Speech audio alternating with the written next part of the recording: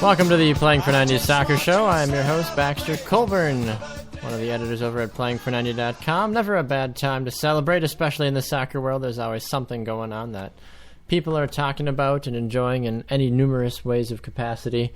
So thank you again for joining us. We had a great response to the last show.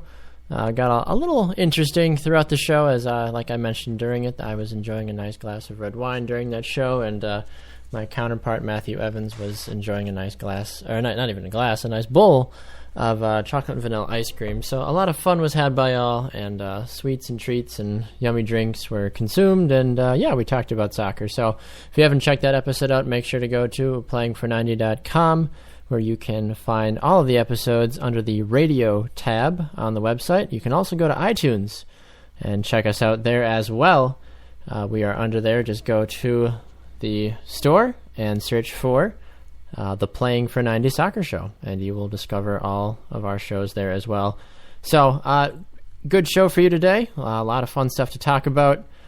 Some rumors, some news, just kind of an all over the place today. I know the name of the show is MLS Talk and More, which is pretty much true. We're going to be talking more so about Major League Soccer today over anything else. But one of the first things we want to chat about right away is the third and fourth rounds of the 2015 MLS Super Draft are in the books officially now.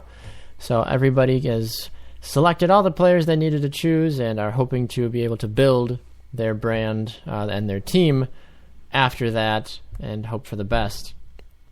Some interesting selections throughout the board. The biggest selection, according to MLSsoccer.com, is Andy Craven, the North Carolina forward. He was selected with the 6th pick in the third round by the Seattle Sounders.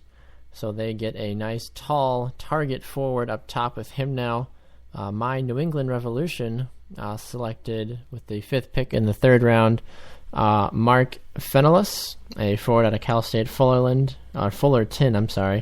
So it'll be interesting to see how he does, especially with New England still desperate for a lot more depth and talent at the forward position. New England has done a good job of bringing in a few different players after basically cleaning house of all their forwards aside from Charlie Davies during the offseason. They shipped off Patrick Mullins to New York City FC. Well, first of all, they did not protect him when it came to the expansion draft, and New York City FC jumped on the opportunity to develop and train the two-time Hermann Trophy winner and figured, hey, the Revolution didn't want him. We will take him. We will have David Villa train him, and we will make him an exciting and boisterous product, and we'll use him to best the Revolution. I'm sure that's exactly what Jason Kreis was thinking when he selected him. Probably not, but either way, I have my moments. But anyway, the New England Revolution did also sign Sean Oakley. He was the future considerations player that the Revolution traded their second round, 33rd overall pick to the Seattle Sounders for. Seattle drafted goalkeeper Tyler Miller and then offered him a contract, as Miller followed to say, thanks, but no thanks. I'm going to go play 4th Division soccer in Germany, which really makes no sense if you ask me. He had a great opportunity to play for probably one of the best teams in Major League Soccer, and he turned it down so he could go play for a 4th Division club in Germany. So, interesting move by Miller, and surprising, I think, for a lot of people. But best of luck to him, I guess. If you're a Sounders fan, I'd be curious to know what your thought is about that, and make sure you comment on the show and let me know your thoughts about that, because I'm very interested to know what your thoughts were about why that even happened, first of all, and then if you were heartbroken by it. Seattle today, though, did select another goalkeeper in the 4th round with their 13th pick in the 4th round, 75th pick overall. They chose Charlie Lyon, a goalkeeper out of Marquette University, just very close to where I go to college. So a man from Wisconsin getting drafted out to Seattle. Will be very interesting to see how he does with the Sounders. But aside from that, nothing too big. You saw Orlando City draft Sidney Rivera, another forward, in the 4th round, and then they drafted Earl Edwards Jr., a goalkeeper out of UCLA, with their first pick in the 3rd round. New York City FC also drafted a goalkeeper. They drafted Andre Rawls, a goalkeeper from St. Mary's. And then they also drafted Marcus Nagelstead, forward out of Province, with their final pick in the 4th round. So a lot of players getting selected this year, a lot of interesting prospects.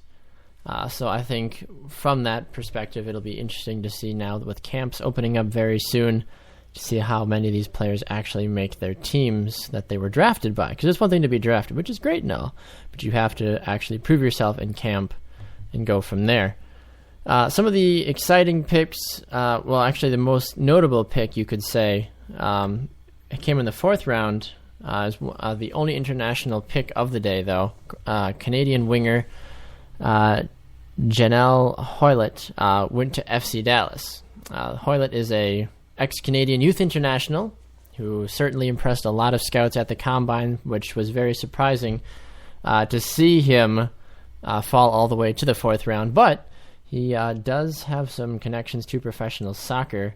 He is the younger brother of QPR winger Junior Hoylett, so soccer certainly runs in the family, and we will see where that leads for FC Dallas. You look at them, they have a player like Fabian Castro, who is having just a terrific career in Major League Soccer, and I bet that they will hope that they can have Castro work with him and train him, especially if it's with his older brother as well. They can train with him and see if that helps with bringing in more talent and just for making him a better player overall.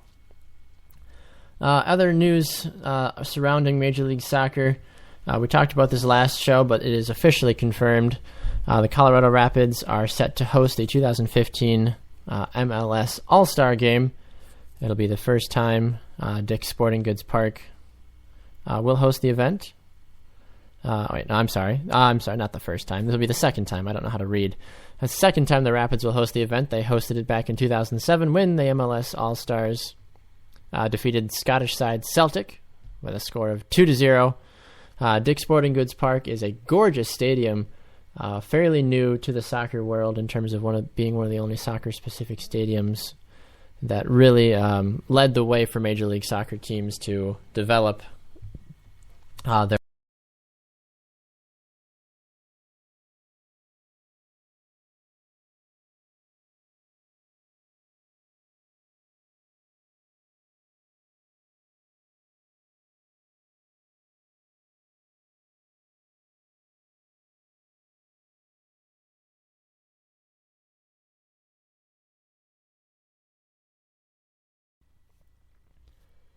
So we'll see exactly what ends up happening with that move. But one of the more interesting stories coming from Major League Soccer, it's just purely a rumor. I want to make that very clear to everybody out there. It is just a rumor that Miroslav Klose, German international, the all-time leading World Cup goal scorer, might be headed to Major League Soccer. Some of the potential destinations for him: Columbus Crew are a big name, San Jose, Portland, New England Revolution, just to name a few. All teams that are definitely in the market for a forward product like Klose and hope to sign him. We will see exactly if that happens. He has confirmed, though, that he has received 2 excellent offers from Major League Soccer and hopes to make a decision as his playing time at Lazio has continued to diminish. He only has 3 goals and 3 assists during this 2014-2015 season. So if Klose comes, he will certainly be a short-term fix for any club. Klose is 36 years old, does not have a lot of time left in his playing days, especially since he is now retired from international soccer. You figure you might be able to get 2 or 3 good years, 1.5, 2 years out of Klose, and hope that he can be a short-term fix for certain teams when it comes to trying to make a push for an MLS Cup. So with that, we're going to take a fast break. When we come back, chat a little bit more. Don't go anywhere. Playing for 90 Soccer Show.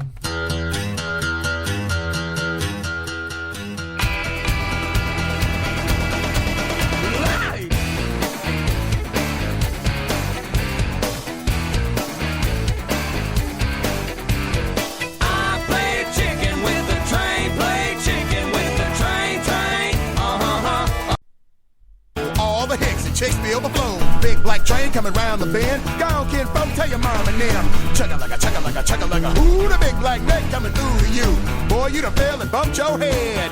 That's what they said. And I'm big and black, clickety-clack, and I make the train jump the track like that. I play chicken with the train, play chicken with the Welcome back to the Playing for 90 Soccer Show. Baxter Colburn here with you on a cool and chilly day here in southeastern Wisconsin. Well, southeastern. I don't know where I am in the state. I'm in the south of Wisconsin. That's all I know. This is the Playing for 90 Soccer Show. Remember to check us out on Facebook at Playing for 90. You can check us out there. You can find us on Twitter at Playing for 90. And then, of course, playingfor90.com. We are a general soccer website under the Fan-Sided Network. We cover everything, literally everything in the soccer world. You talk about the EPL, Major League Soccer, NWSL, US Soccer. Gosh, we even talk about the Scottish Premier League occasionally if we're really feeling ambitious. But yeah, check us out. We've got all kinds of stuff, and we do our best to make sure that we are updating our site on a daily basis to keep you, the reader, up to date with what is happening. Another interesting move that happened in Major League Soccer, since that's kind of the topic we're on right now, Sporting Kansas City announced that a key member of their 2013 MLS Cup winning squad will not return.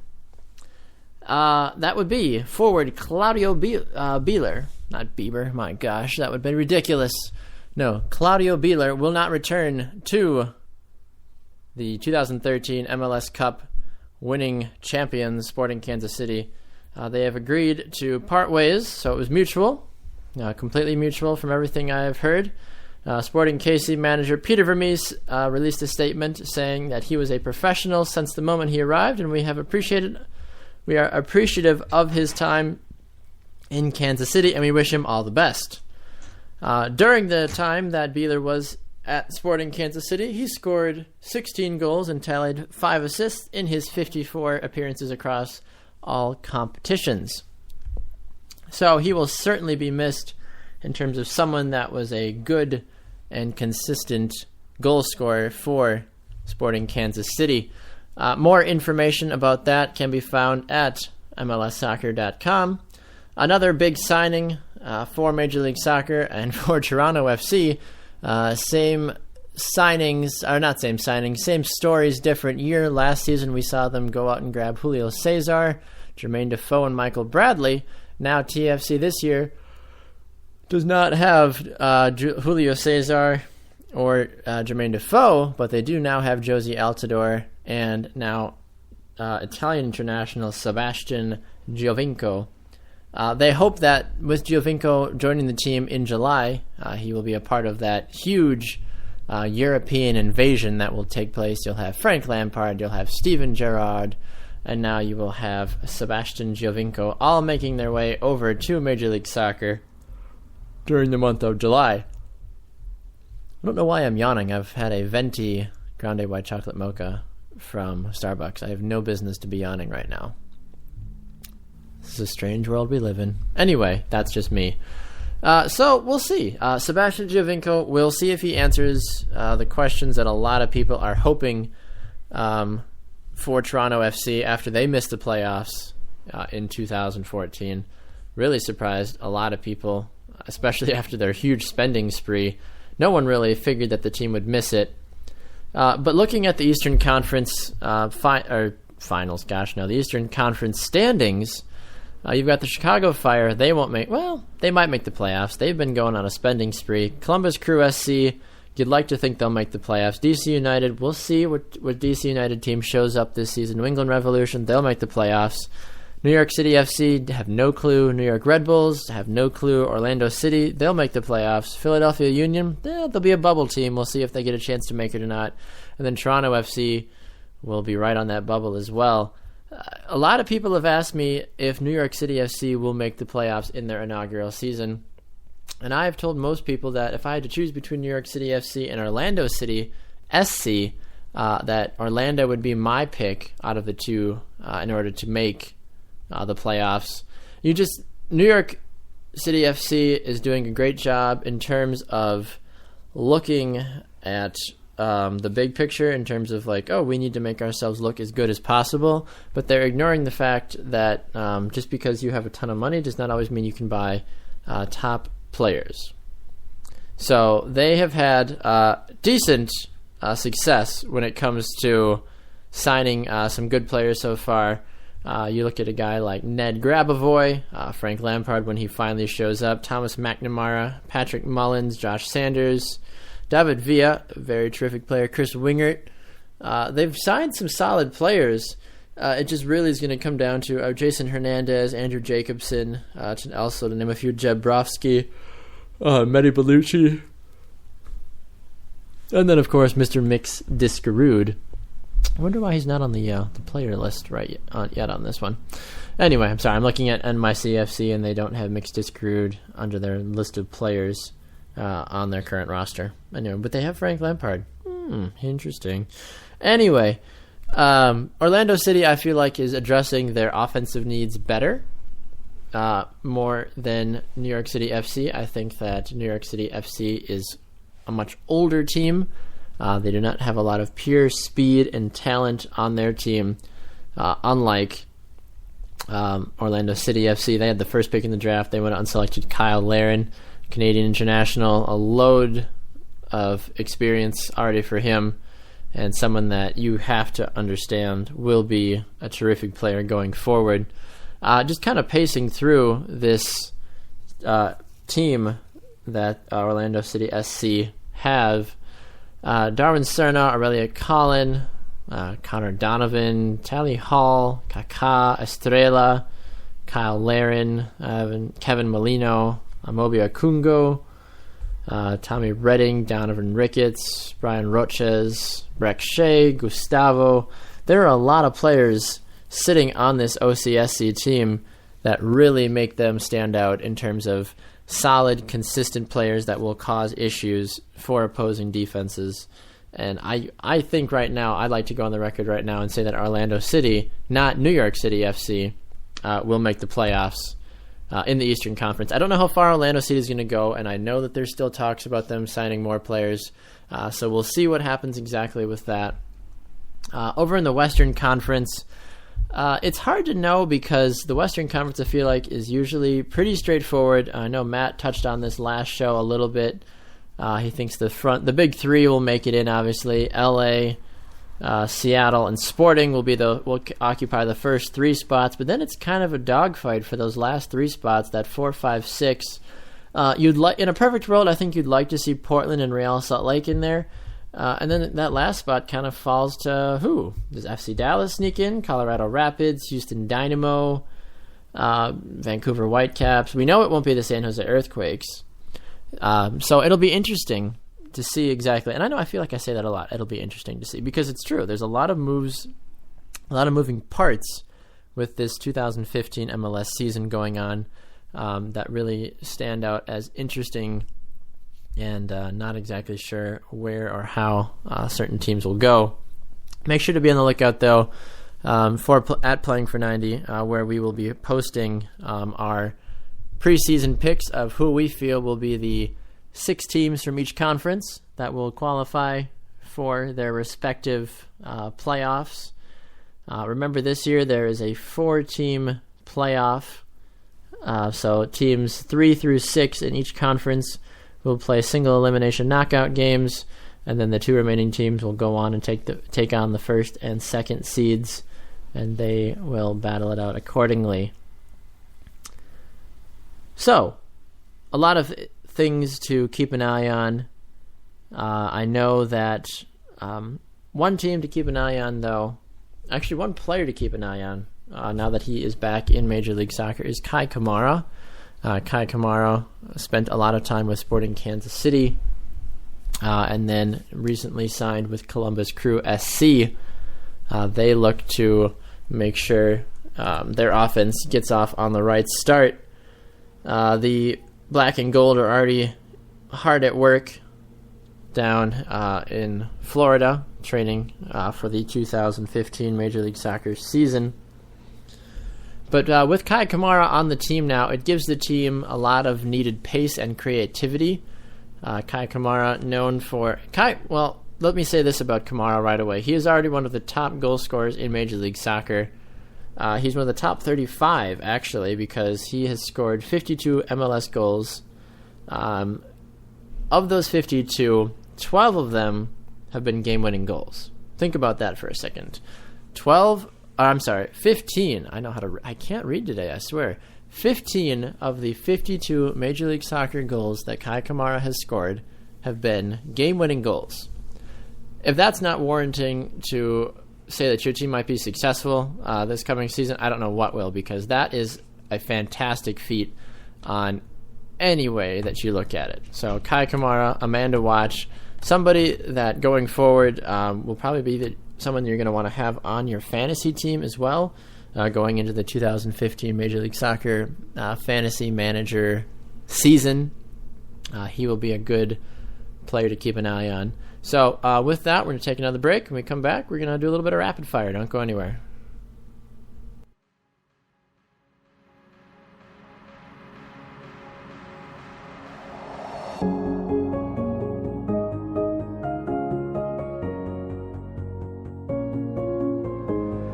Looking for heaven under the sky, you and I, barely alive. Beautiful words from angels that fall when they fly. Sold us a lie, running from the shadow, lost in the night. Gotta be brave and have no fear, fighting for the fire, wait for the light. Gotta be brave, 'cause I need you here in the darkness, in the darkness. Welcome back to the Playing for 90 Soccer Show. Baxter Colburn here with you. I need to learn how to fade out better. Holy cow. I swear, I'm just having an off day today. I don't understand what it is when it comes to doing this broadcasting stuff. I know what I'm doing, I promise. It's just for some reason my hands are not communicating. My brain's not communicating with my hands for what I want them to do. But anyway, we're going to chat a little bit now. I said a little bit of rapid fire is what we're going to do now in this series. Rapid fire to the tune of a little less conversation. I'm going to rapid fire out some thoughts about Major League Soccer. Today I am going to talk about my New England Revolution, but one player in particular. So with that being said, a little less conversation. Elvis Presley, take it away. All right, so for my little bit of a chat that I'm going to have today, a little less conversation, I'm going to talk about Bobby Shuttleworth. Bobby Shuttleworth is the New England Revolution's goalkeeper, and going into the 2014 season, he received no confidence. Everybody thought that he was going to just get run over. Nobody was going to be as good as Matt Reese, which is a very fair statement and a very hard thing to follow up after Matt Reese played with the team for so many seasons. But Bobby Shuttleworth went out. He proved to the league that he is a top goalkeeper and that he deserves far more respect for the work that he does in Major League Soccer. Bobby Shuttleworth was one of the stone-cold reasons that the Revolution made it all the way to the 2014 Major League Soccer Cup. You look at a lot of other teams that don't have solid goalkeepers. Well, the Revolution have two. They have Brad Knight and Bobby Shuttleworth. Bobby Shuttleworth will be the main reason the Revolution make it back to MLS Cup 2015, though, and they're going to be a tough force to reckon with. Bobby Shuttleworth, you need a U.S. men's national team call-up. Don't you agree, folks?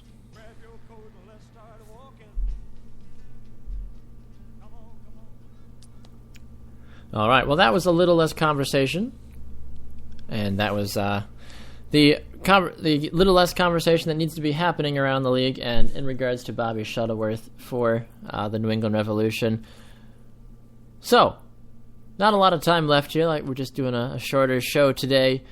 Just a quick glance around Major League Soccer, a quick glance around playingfor90.com, some of the articles to check out. Interesting article out by Brendan McGonigal. He has the headline reading, has Roberto Martinez fallen out at Goodison, meaning Everton is having a lot of trouble this season in the EPL, and a lot of times, usually when a team is not doing well, the coach gets under a lot of fire. Roberto Martinez might be needing to look for a new job come next season. Something else, Vancouver Whitecaps have re-signed head coach Carl Robinson. Vancouver made the playoffs in 2014, got knocked out by FC Dallas, and a bit of a weird, controversial game. They bring back their main man. They're hoping to keep things rolling in 2015 with him and hope to make sure that they make a return trip back to the playoffs. And finally, after Arsenal defeated Manchester City at the Etihad 2-0, don't give up on the Gunners just yet. They may be 13 points out of first place in the English Premier League behind Chelsea, but they still have a lot of time left and a very easy next slate of 4 games that could earn them 12 possible points and push them a lot higher in the table. And you might see them push over past Southampton and Manchester City, who proved to not be as good as a lot of people thought were, and Arsenal definitely grabbing 3 very needed points in that regards. So that's all we have for you today, folks. Very appreciative for all that you guys do in terms of following the show. Make sure to follow us on Twitter, Playing for 90.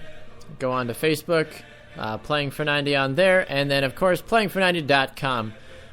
I'm Baxter Colburn. Thank you again for joining us. Another episode of the Playing for 90 Soccer Show. And remember, play the beautiful game, do what you love, and always remember that God is a soccer fan.